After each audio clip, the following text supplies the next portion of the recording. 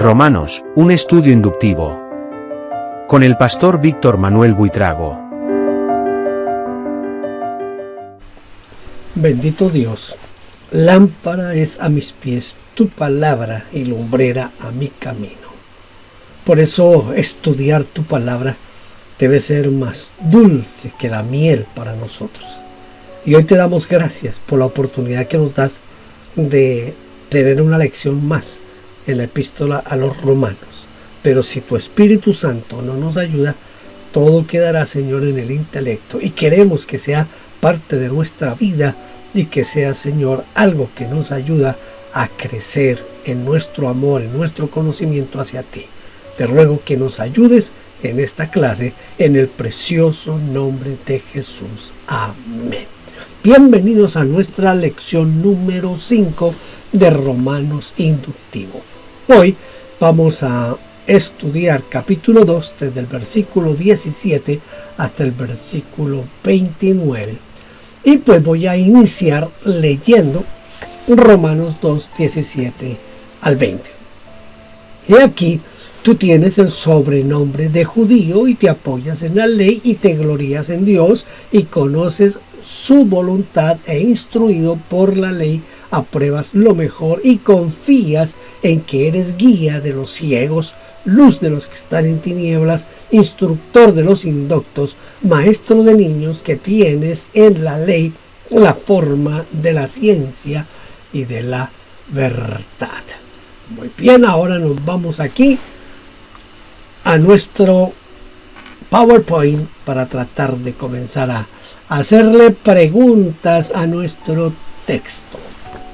La primera pregunta es si el apóstol Pablo nos escribiera a nosotros los cristianos de hoy, si pudiera escribirnos a nosotros, ¿podría decir lo mismo que a los judíos de su tiempo? ¿Qué palabras cambiaríamos de este texto? Si ser cristiano es ser religioso, es seguro que nos escribiría del mismo modo. Y el texto quedaría más o menos así. Aquí tú tienes el sobrenombre de cristiano y te apoyas en la Biblia y te glorías en Dios y conoces su voluntad e instruido por la Biblia o por la palabra de Dios, apruebas lo mejor y confías en que eres guía de ciegos, luz de los que están en tinieblas, instructor de los indoctos, maestro de niños, que tienes en la Biblia la forma de la ciencia y de la verdad. ¿En qué? A ver cómo planteo esta pregunta. ¿En qué ponía énfasis el judío religioso? El judío religioso ponía su énfasis primero en su denominación. Te llamas judío. Y ser judío era una manera de pensar, de ser, de vivir. Para bien o para mal, todo el barrio sabía quién era judío. En segundo lugar, ponía énfasis en la autoridad escrita. Te apoyas o descansas en la ley, es decir, la ley de Dios y sus mandamientos. Todos los sábados la leían, la comentaban en las sinagogas. Se enorgullecía de tener una relación especial con Dios. Dice Pablo, te glorías en Dios, te enorgulleces o te jactas en Dios. Él pensaba, mi relación con Dios es mejor que la de cualquiera. Cuarto, enfatizaba que conocía la voluntad de Dios. Dice Pablo, y conoce su voluntad. En contraste con las religiones paganas que estaban en la oscuridad y no sabían qué quería Dios. Quinto lugar, el judío enfatizaba su capacidad de hacer mejores decisiones. Mire cómo lo dice Pablo, e instruido por la ley, apruebas lo mejor. O podríamos decir como dice la Nueva Versión Internacional, y sabes apreciar cosas superiores por haber sido instruido constantemente en la ley. Sexto, también enfatizaba su sentido de misión y confías en que eres guía a los ciegos, luz de los que están en tinieblas. Estaba realmente persuadido o convencido que vivía en un mundo oscuro, donde él era una luz que alumbraba el camino, un guía que tomaba de la mano a un ciego para que no se perdiera, para que no tropezara. Séptimo, ya por último, estaba convencido de su vocación didáctica. Él estaba en el mundo para enseñar. Pablo dice, y confías en que eres, y comienza, instructor de indoctos, maestro de los niños, que tienen la ley, la forma y la ciencia de la verdad. La Biblia de Jerusalén traduce educador de ignorantes. Escuche, educador de ignorantes. Maestro de niños porque posees en la ley la expresión misma de la ciencia y la verdad. La palabra que se traduce como instructor es paideuten, que significa maestro, persona que corrige o pone disciplina. Pues a los indoctos, a los ignorantes, a los iletrados, desde luego. Y la frase maestro de niños también puede traducirse por maestro de inmaduros.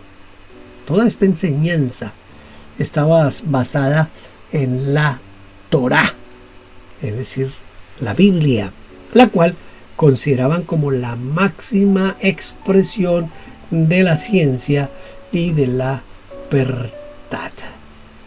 Vamos ahora a leer Romanos capítulo 2 versículos 21 al 24.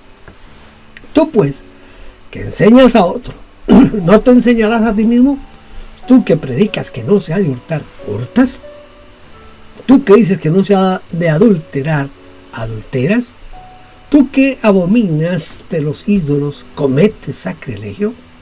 Tú que te jactas de la ley, ¿con infracción de la ley deshonras a Dios? Porque como está escrito, el nombre de Dios es blasfemado entre los gentiles por causa de vosotros. Pablo menciona por lo menos 5 maneras por las cuales un judío o un cristiano pueden destruir su buen testimonio y anular su buena enseñanza. Vamos a tratar de mirar cuáles son estos puntos importantes aquí que nos muestra el apóstol Pablo. Uno puede echar a perder todo lo bueno que tiene y hacer que la gente hable mal de Dios si no es coherente lo que hace con lo que dice.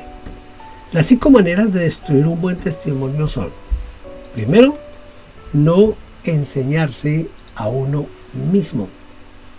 Tú pues que enseñas a otro, ¿no te enseñas a ti mismo? Antes de formar la vida de los demás, uno debe formar su propia vida. Antes de cambiar la conducta de otros, uno debe cambiar. Antes de enseñar los errores de los demás, uno debe haber corregido sus propios errores. Segundo, enseñar contra la deshonestidad y ser deshonesto. ¿Tú que predicas que no se debe hurtar, hurtas? ¿O tú que predicas contra el robo, robas? Hay que tener cuidado con eso.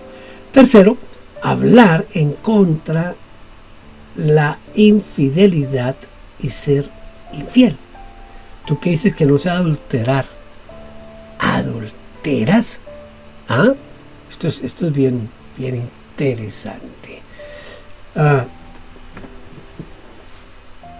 Cuarto, estar en contra de la idolatría y robar ídolos en los templos.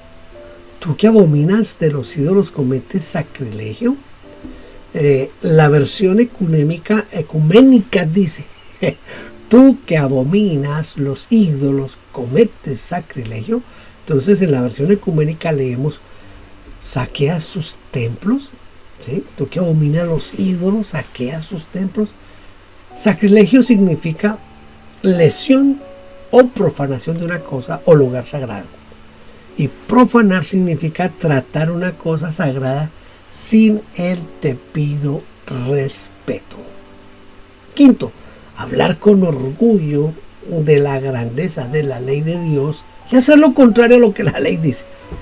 Tú que te jactas de la ley, con infracción de la ley deshonras a Dios, o mientras te glorías de la ley afrentas a Dios violando la ley. Esto dice la Nueva Biblia Española. También se puede traducir así: tú que en la ley te sientes orgulloso, mediante la extralimitación de la ley pones en vergüenza a Dios. Mire, lo mismo que hablar de los límites y luego extralimitarse. Todo esto hace que la gente hable contra Dios, en contra de Dios, porque blasfemar significa hablar contra Dios, calumniar, difamar, insultar. Por culpa de ustedes maldicen los paganos el nombre de Dios, como dice la Escritura, dice la Nueva Versión Española, o la Nueva Biblia Española. Y aquí probablemente el apóstol esté refiriéndose a Ezequiel 36, 20 y 21. Y cuando llegaron a las naciones donde fueron, profanaron mi santo nombre, diciéndose de ellos: estos son pueblo de Jehová, y de la tierra de él han salido. Pero he tenido dolor al ver a mi santo nombre profanado por la casa de Israel entre las naciones a las que fueron. Esto es bien tenaz, todo esto que pasa aquí.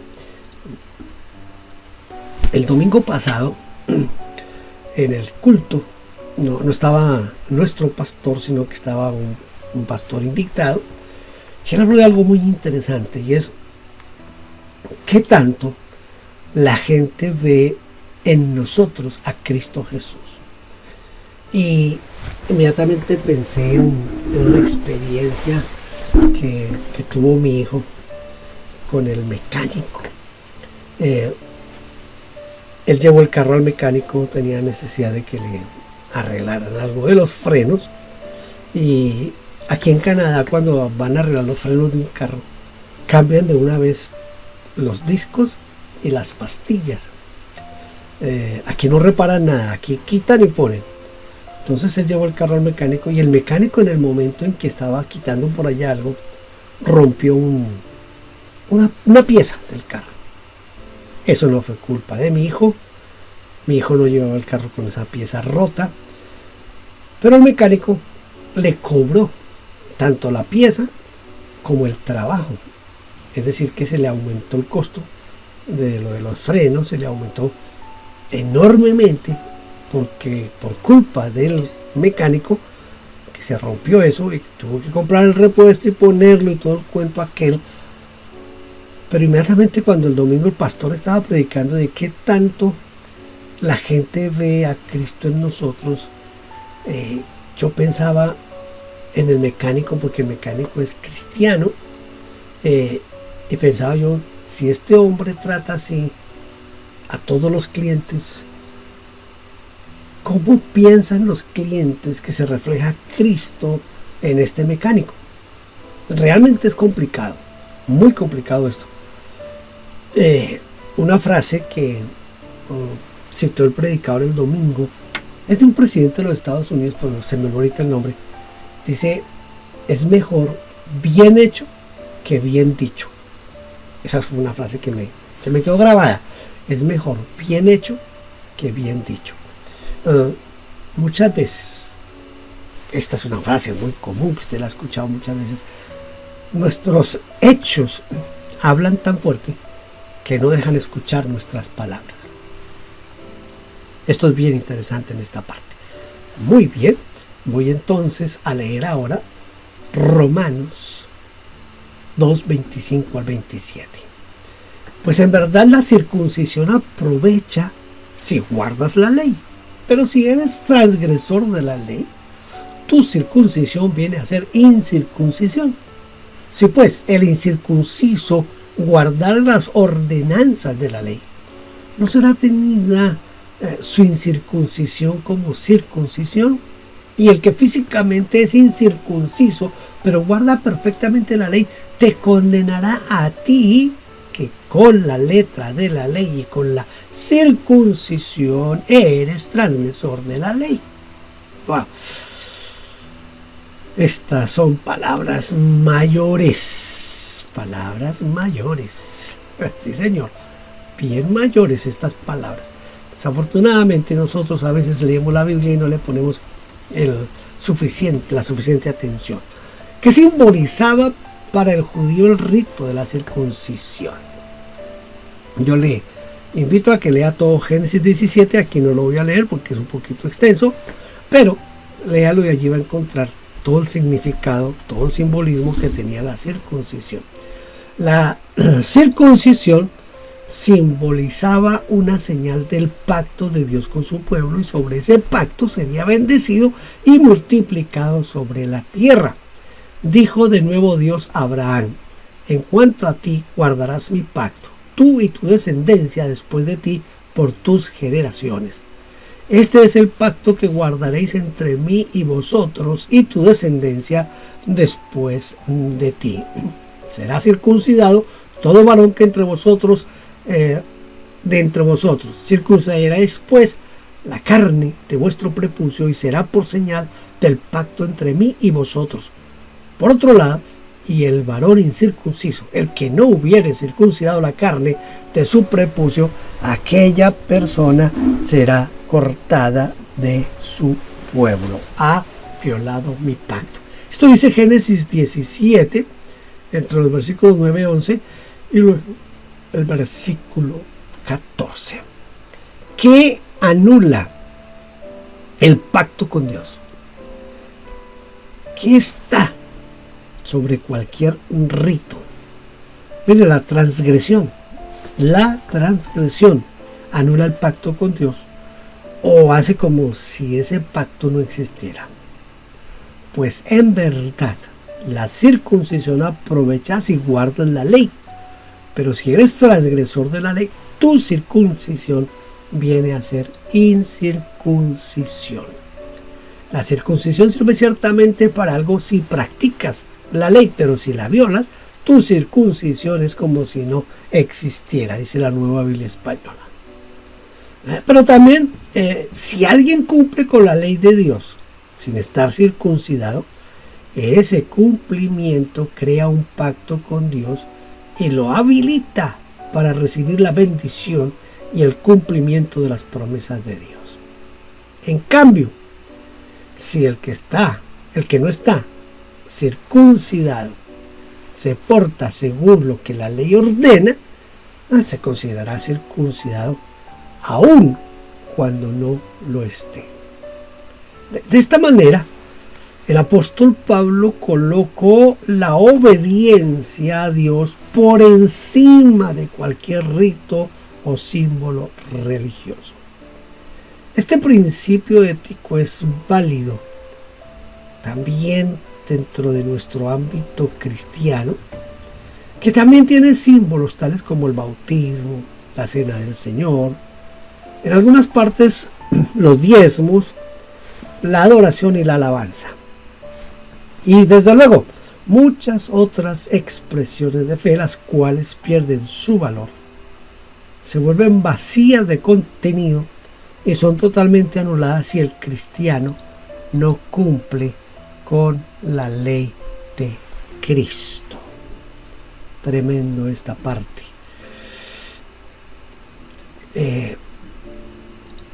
A veces confundimos esto de lo de la ley. Yo tengo un culto semanal con mi hijo que vive en otra ciudad y hacemos un culto por Skype. Y en el último culto hablábamos sobre la ley. Bueno, tengo una serie de meditaciones con él acerca de lo que es la ley. La delicia, la ley de Jehová, basado en el Salmo 119.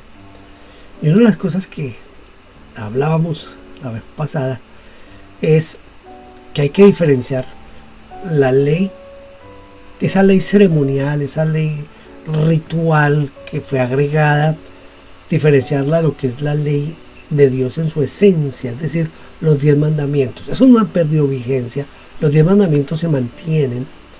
El Señor Jesucristo dijo que se mantenían y Él los resumió en 2.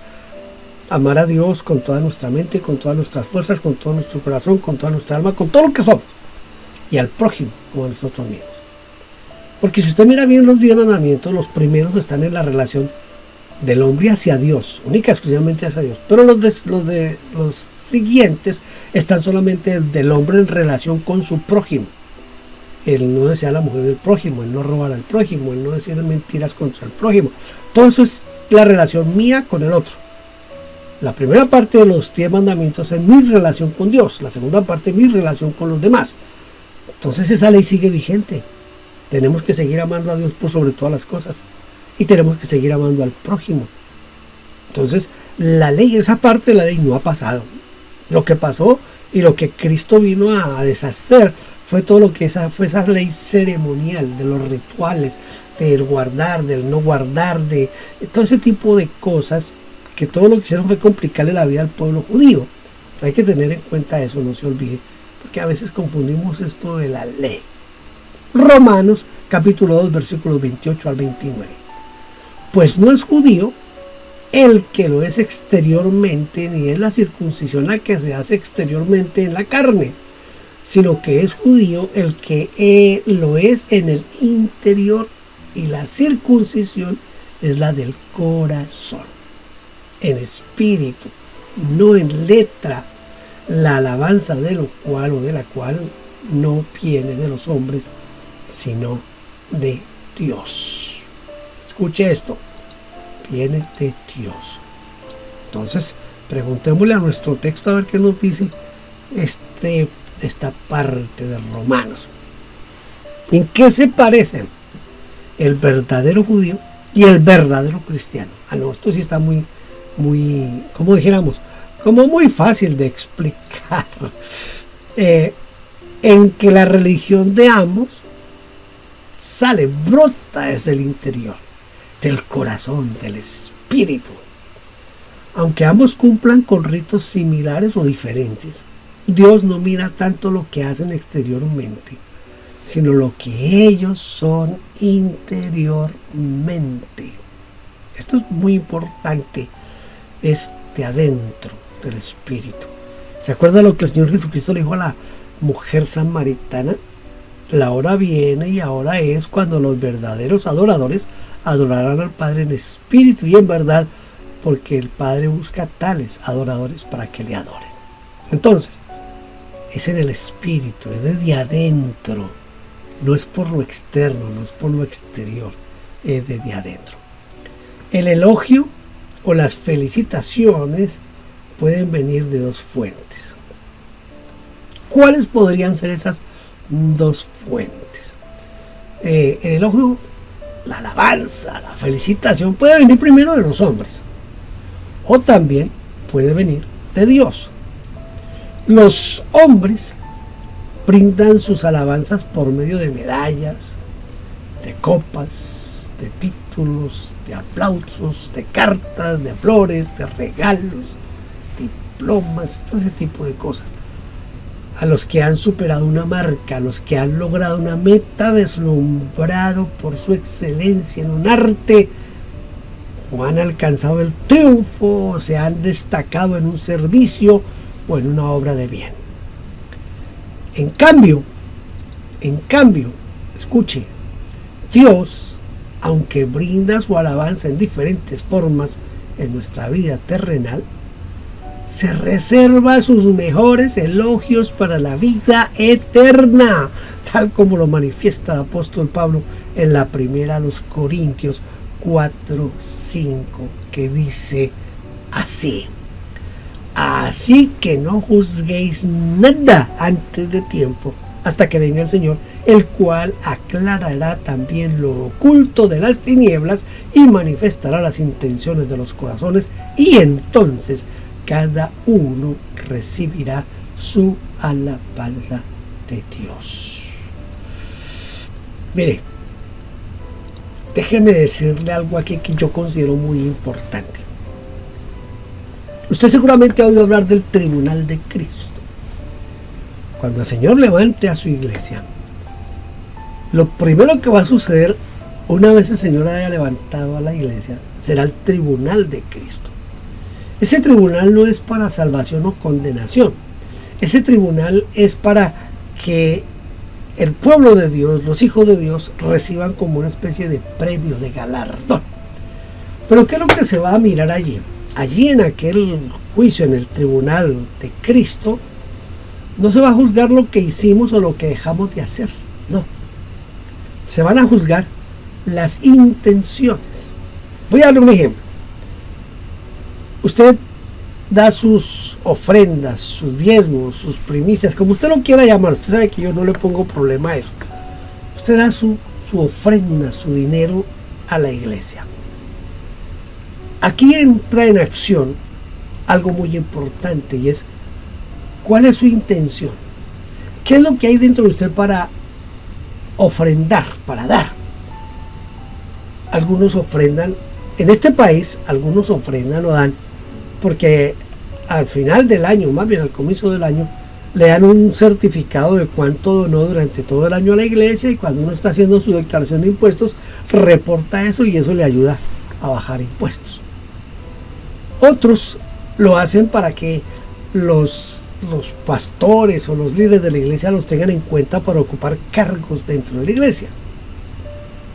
Todo eso son fines egoístas y lejos de lo que Dios quiere. Igual con la intención aquella que nosotros obramos al mirar a una mujer. ¿Qué es lo que me motiva dentro de mí? A saludarla o a no saludarla, a acercarme o no acercarme.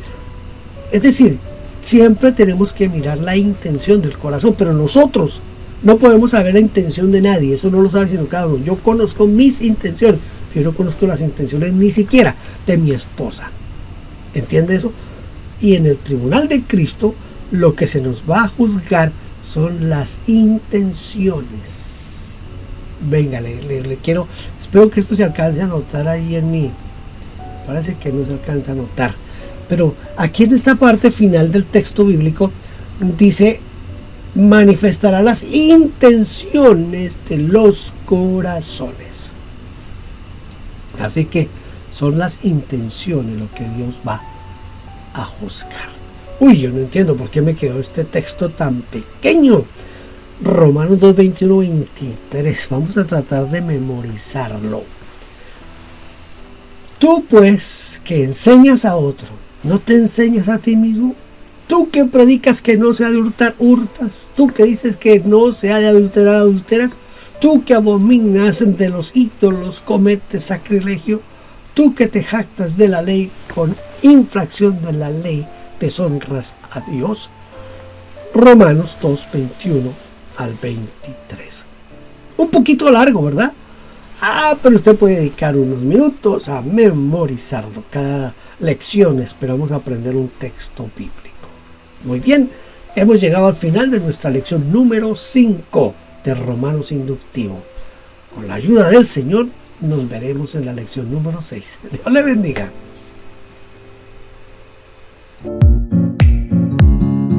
Gracias por vernos.